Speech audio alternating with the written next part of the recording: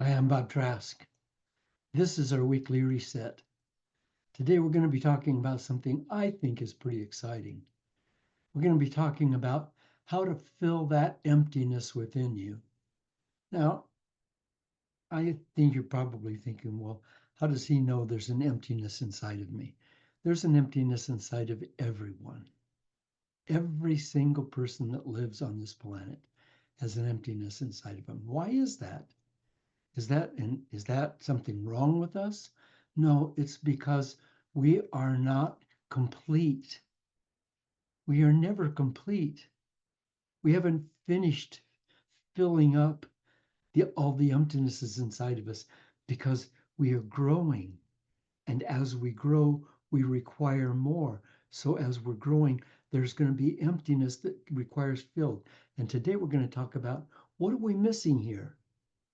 What are we missing here? There's something going on that we're not catching on, a lot of us. And that's that we are, in fact, becoming. We have all of these identities of our, our name and our job and our sex and our religion and our political party and our size and our health and our wealth or lack of wealth or lack of health. And, and it just goes on and on and on. And all of that stuff is who we think we are. All of that, plus all of our memories, all of our beliefs. Boy, oh boy, have you got a bunch of beliefs? Ooh, wee, because they all come from memories. And I do too. That I'm not accusing you. We're all the same. We've all got tons and tons of this stuff because we have trillions, not hundreds or thousands or millions or billions, but trillions of memories. And they're not dead. They're all going on inside of us like this. And every one of them has a certain belief system attached to it. And we think that's who we are. And so when we think that's who we are, what happens is that we stop growing. We start being that person and we start defending that person. And if we can take the shell off and stop defending that person, then we get back to becoming. And becoming is the name of the game. For us to become what we what we can what we can possibly imagine. There's no limit. There is no limit.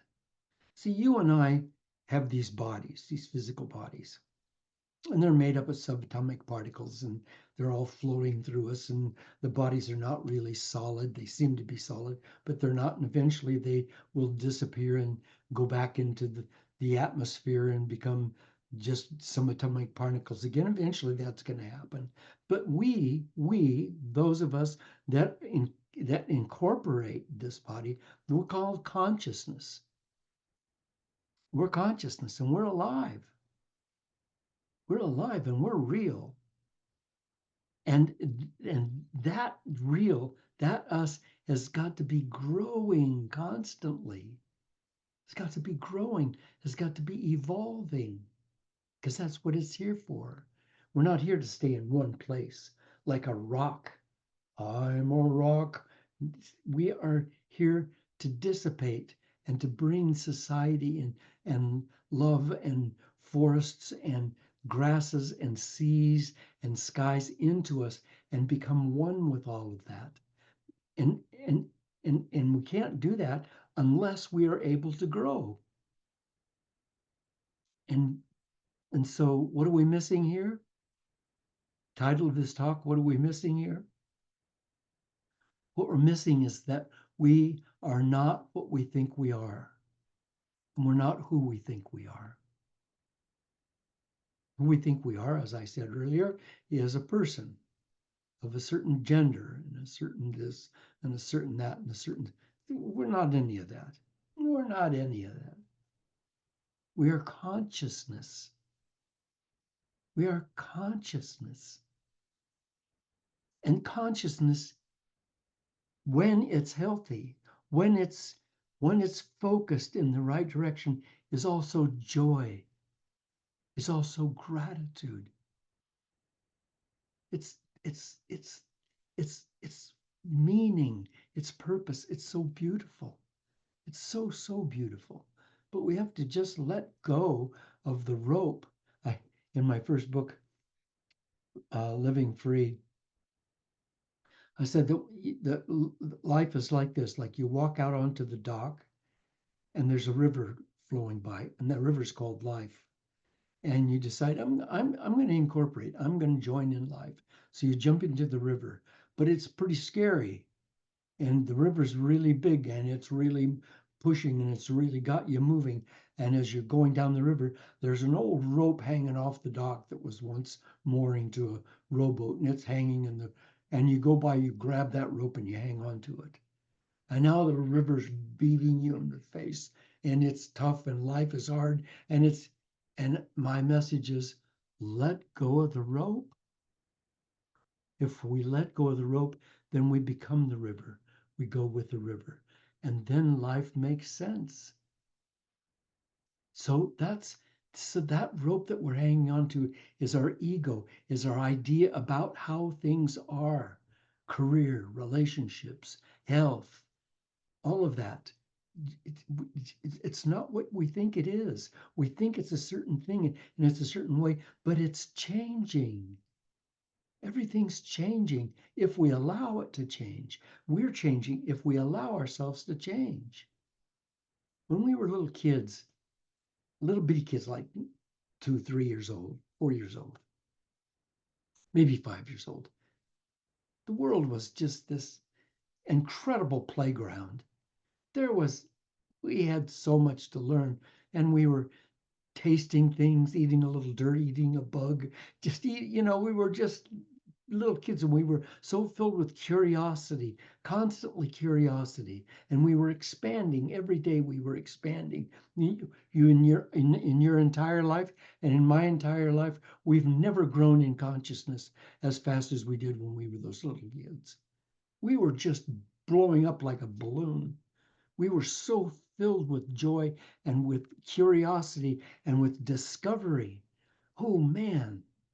And then at a certain age, we needed to learn to become responsible human beings, responsible to our society, responsible. We went to school, we learned math and reading and those things. And we learned that we were to be judged by the grades we got. We were never judged. We were just free flowing spirits. Now we're being judged. You got an A, good for you. You got a C, what's wrong with you? So we began to learn that we weren't what we thought we were. We weren't these beautiful pieces of nature. We weren't a butterfly. We weren't a dragonfly. We weren't a hawk hanging against the wind. We weren't a mountain. We weren't a tree. We weren't the flowers. We weren't any of those things. We were little kids learning to do what we were supposed to do. And we forgot who we were. Over the years, we forgot who we were. And we got into this sense of competition. It's all about competition. Who's prettier than me? Who's slimmer than me? Who's stronger than me? Who's smarter than me? Who has a better relationship than me? Who has more money than me? Who has a bigger house than me? Who is more delightful than me? Who makes people laugh more than me? It's all competition. It's all baloney. It's all baloney. There's never been, nor never ever will be another Bob Trask.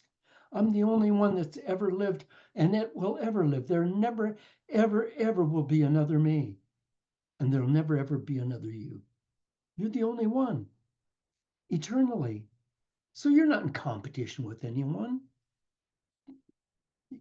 We have to know that we are at this point no longer pulled forward by that beckoning unknown, the beckoning unknown, the adventure of exploring the unknown.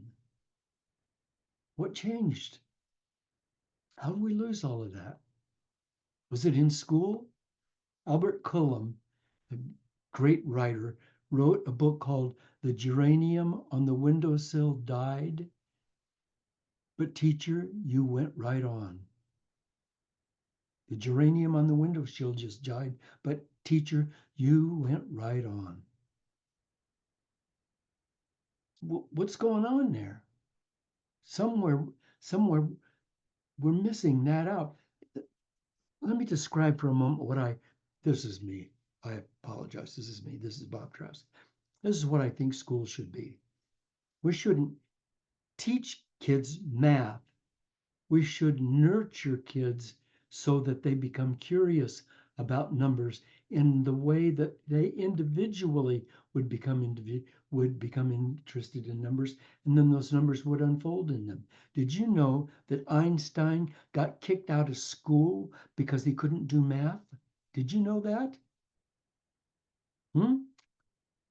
Einstein, one of the smartest men that ever lived, incredible mathematical genius, didn't get it when he was a kid because they were trying to teach him the structure rather than letting him come to it and learn it. So there's a difference between teaching and learning. And he finally learned. And we need to be able to do that with kids now. We need to be able to do that with you now. I don't care how old or how young you are. We need to be able to do that with me now. Let us learn.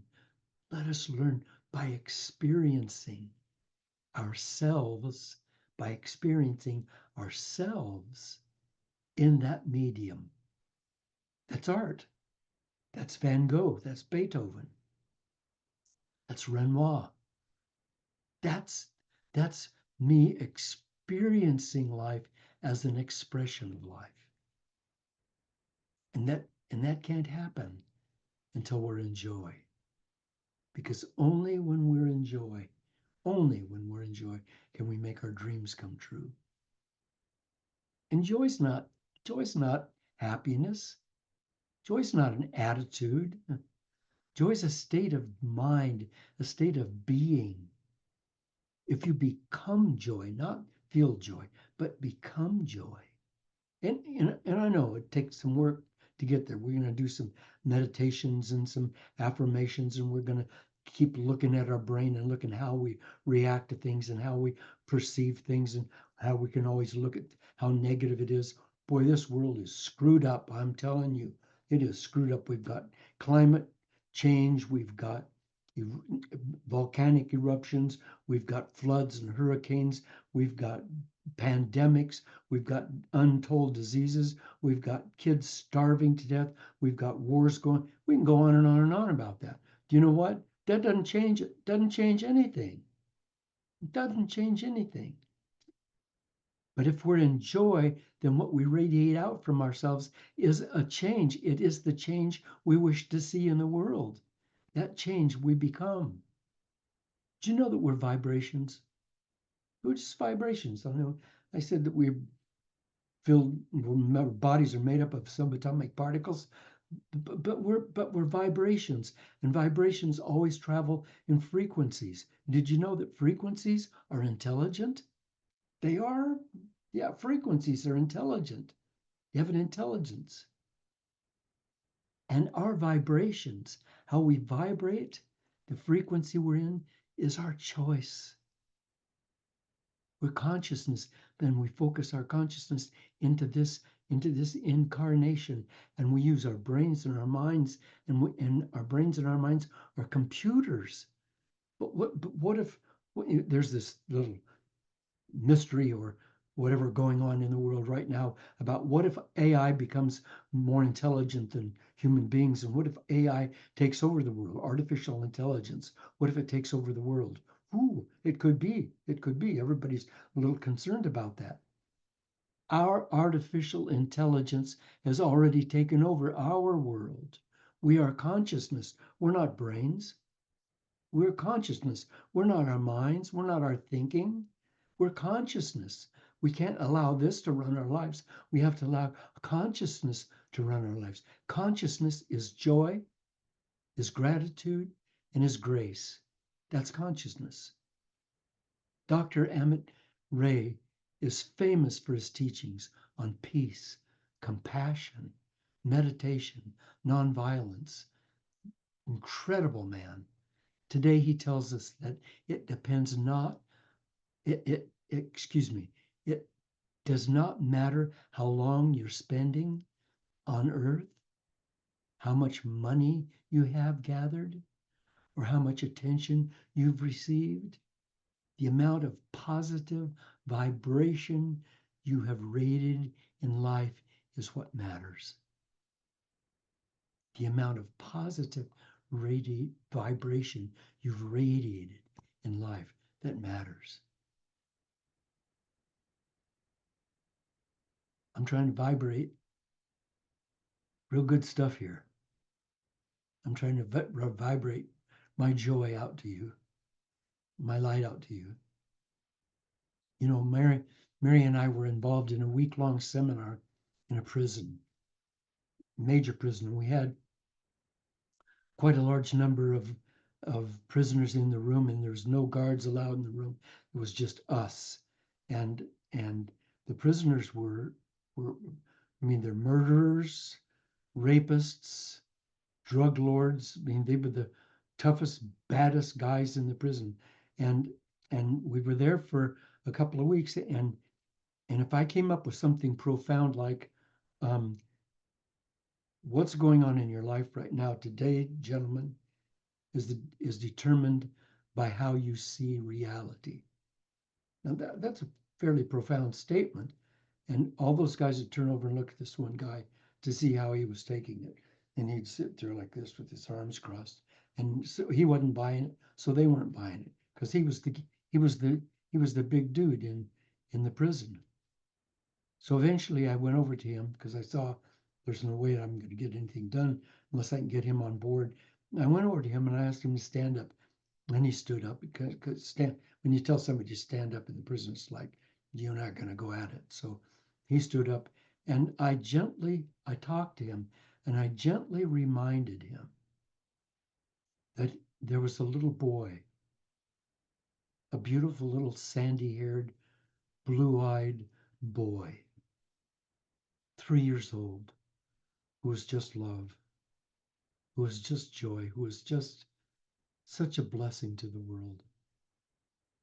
And as he grew up, he wasn't cared for, he wasn't loved. People didn't see him for who he was. As I'm talking to him, his arms went down to his sides. And I said, that little boy is still you. He's still alive. And he started crying. This tough guy started crying. Why? Because he was remembering who he was. Today, can we remember who we are? Can we just remember who we are today? And be that lovable child that we once were? Can we just stop pretending to be so damned important? Can we just stop pretending to think we know it all, to get our big brains out of the way and get our hearts working? It isn't about analyzing stuff. It isn't about taking in information. It isn't, it, I mean, that's all good because that's how we can expand our life. That's how we can expand our life by learning, by growing in information and all of that. But it can't be our master in the way artificial intelligence can't be our master, in the way a computer can't be our master. We have to be able to be free of that. I was once an extra in a movie that was, I don't know what it was eventually called. It was released under a different name, but we called it the Forbin Project. But it was a movie about uh, a computer that took over the world and it assassinated people, took over the world. People stopped thinking. They started just following the computer. We're just following the computer of our brains today. Bev, Bev, Bev Janish calls this emptiness soul hunger,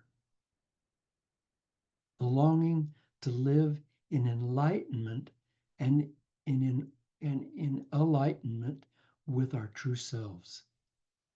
Soul hunger, the longing to live in enlightenment and alignment with our true selves. Here's how we got confused about what we're doing here. Here's how it happens. Here's where the emptiness comes from. We attach meaning to everything that comes our way, every event, everything that comes our way. We're children floating on an abstract sea, and we're bringing on board every floating thing that comes our way, and we're giving that innocent, innocent thing meaning. We're saying, now I give this meaning, and we project that meaning into it so that we feel like we have purpose, and then we store that item in the hold of our ship, and then we keep bringing these things in, and everything that comes in we give it meaning. And what am I talking about when I say something coming in? I'm talking about life experiences. Life experiences. Your mama died. What's the meaning of that? It has no meaning. Somebody fell in love. It has no meaning. Somebody fell out of love. It has no meaning. These are events, and the meaning that we give them is the expansion of our consciousness. When I give something meaning, what I'm doing is I'm expanding my consciousness by that. So if my mom died and I go into just a horror, just a dark, ugly place, I've given it that meaning. If I say, Mom, I love you still, I know you're still alive. God bless you. Thank you for being my mom. Thank you for being here on this Mother's Day. Thank you for loving me and appreciating me. Thank you, thank you, thank you. And just keep holding her in the light. Then that's the meaning. But that meaning comes from consciousness, and that expands me, whereas the other one diminishes me. In the movie Cast Away, Tom Hanks was lost on a deserted island, and he found a stranded ball, a soccer ball, and the name of it was Wilson, because it was made by the Wilson Company, so it said Wilson on it. And the ball had no meaning. It was just a ball laying on the beach. But Tom gave it meaning. He called it Wilson. And in his head, it was his friend. And he needed that. He needed that because he was alone. Are you alone? Such that every little ball that comes your way, every little event that comes your way, you have to give it meaning? Can't we just be? And then we can belong? And then we can become, because that's what we're here to do, is to become. But we can't become unless we belong. But you need to belong to consciousness. You have a family. I don't know if it's the people you grew up with. I don't know if it's the people that you ate from the same refrigerator with. I don't know if it's the same people that have your bloodline, but there's a family here for you. There are people who will love you. There are 8 billion of us on the planet right now, and there are people who will hold you in their hearts and love you and care for you. And that's your community. And those people allow you to be you and to expand in consciousness. We each have our own little volleyball, and we carry it around as information, and we call it meaning. And then it becomes fixed in my mind and in your mind. And we think that's who we are. And we think that that's life's purpose. So then what's missing in my life? It's meaning. Not the meaning of things and events, not the meaning of soccer balls or volleyballs or baseballs or basketballs, but the meaning I bring to my life, the meaning I bring to my world. Because I'm the only me that has ever or ever will exist. Me, Bob Trask, I'm the only one. There'll never be another me. There'll never be another you. What we have the ability to do is to bring something to this experience of life, to this great evolution We have the ability to bring something that has never been here before, and it comes from our joy. If we can be in joy, then it comes from us, it radiates out from us. And my meaning and my purpose, meaning and purpose, my meaning and purpose are not two different things, they're not separate. The meaning that I give to my life, to things around me, become my purpose. So you dropped a water glass this morning and it broke in a million pieces and it's all over the floor and you're afraid the cats are going to step in it and you're really unhappy about that and you're trying to sweep it up and you're trying to, and inside you're just seething. What you're giving this meaning? What's the meaning you're giving this? Is it done? Can you put the glass back together? No, it's done. This is it. This is it. This is reality. What are we going to do with that? You give it meaning. What is the meaning? Or,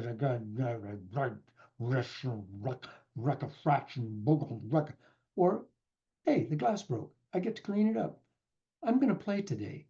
My day today will be play because that's how I grow. That's how I'm going to uncover who I am. So I'm going to play today. And right now, I'm going to play cleaning up this glass. I'm a little child and I'm cleaning this up. And this is fun. This is good. Is the beloved child you are free to fly? Or is it grounded in the shadow of self doubt? Here's two questions that'll answer that for you. Number one, am I passionate about life? Am I passionate about life? I don't mean duty. I don't mean obligation. I mean life. Am I passionate about it? If not, I need to do something. Number two, am I following my bliss? Because I'm telling you, thank you, Joseph Campbell, if I'm following my bliss, then I'm passionate about life. And if the answer to either of those questions is no, then let's get to work. And if you're here today and you're watching this, you're already opening that hidden door inside and reaching for the light switch. Something inside you is already awakening. You've always been more than you believed. You're more than your roles. You're more than your responsibilities. You're more than your body. You're even more than your thoughts. The way we fill that emptiness is to seek, always seek, seek, seek, endlessly seek, while playing, while playing, while playing. Not who we are, not who we are, but who we're becoming. Forget about who I am. Let me see who I'm becoming. Today, tomorrow, eternally becoming. Beth Janish said further, recognize that this is a powerful turning point. Can you do that? Can we do that? Can I do that? Can we recognize that this right now is a powerful turning point? So let's move out of the shadows of our doubts and turn on the natural lights of joy. Let's become that self-knowing, awakening delight. And let the talents inside of us awaken, ones we never dreamed were there. And the rivers of wisdom that are waiting to be released, let them flow. Let them flow with joy. Without joy, we don't dare risk going outside of our comfort zones, and then everything's a struggle and everything's hard. But when we become passionate about life and follow our bliss and we begin to be in joy, then we find that joy is not an emotion, but it's a state of becomingness. And with joy, our relationships are suddenly filled with fun. And we awaken each day knowing we have purpose that makes us smile and gives our life meaning. Oh boy. Oh boy. So today's talk, what's missing? And the solution isn't, here's what's missing. The solution is, here's what I do. I stop being this creature that I think I am. And I start being who I think I am and who I think I can become.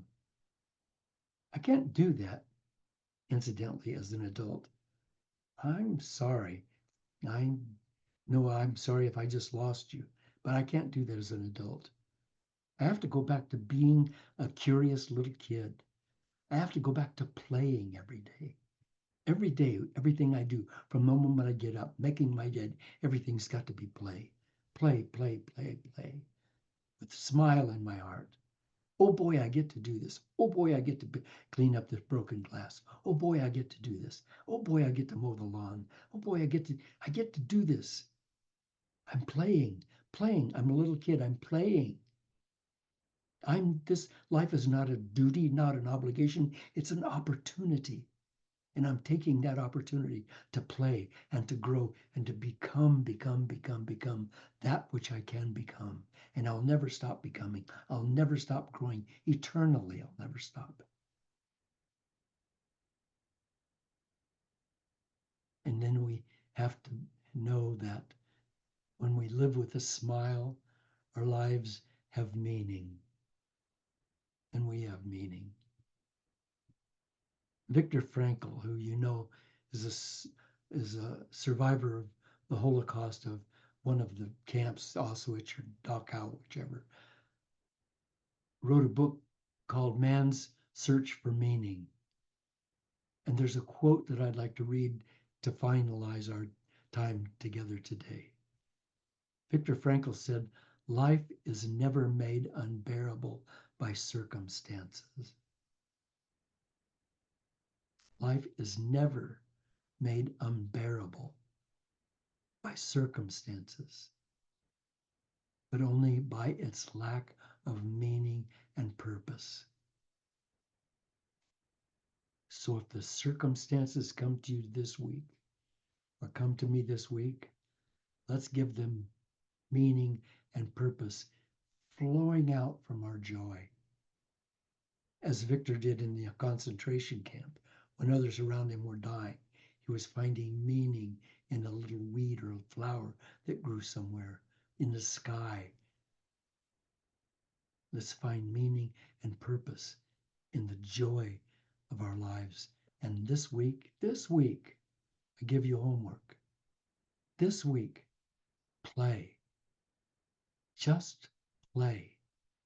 I don't care if you have to get your black lunch pail filled with sandwiches and get on the bus and ride to a job that you didn't like. Don't go to that job you don't like. Go to the job that's going to let you play. Just go play all day. Just play. Whatever you do, just do it with play and do it with joy and see what happens. And I promise you, I'll be doing the same thing. Will you stop by bobtrask.com and leave a donation so I can continue to do this work and reach out to more and more people in the world? I'd appreciate it. bobtrask.com, leave a donation. Thanks. Appreciate it. And I'll see you next week.